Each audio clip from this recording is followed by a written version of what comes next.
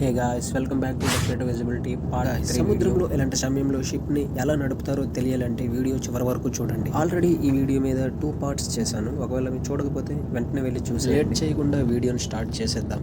Guys, ఇలాంటి టైంలో ప్రతి షిప్స్లో రాడర్స్ అనేవి చాలా హెల్ప్ఫుల్గా ఉంటాయి. మీరు చూస్తున్న ఈ రాడర్ స్కానర్స్ ద్వారా రేడియో వేవ్స్ సహాయంతో ఇంకొక షిప్ ఇన్ఫర్మేషన్ అనేది మేము చాలా తేలిగ్గా తెలుసుకుంటాం. అలానే మీరు చూస్తున్న దీనిని AIS అంటారు. దీని ద్వారా షిప్ యొక్క కరెంట్ మూమెంట్స్ అంటే పొజిషన్, డైరెక్షన్, షిప్ వంటి ఎడిషనల్ ఇన్ఫర్మేషన్ తెలుసుకోవచ్చు ఇందులో.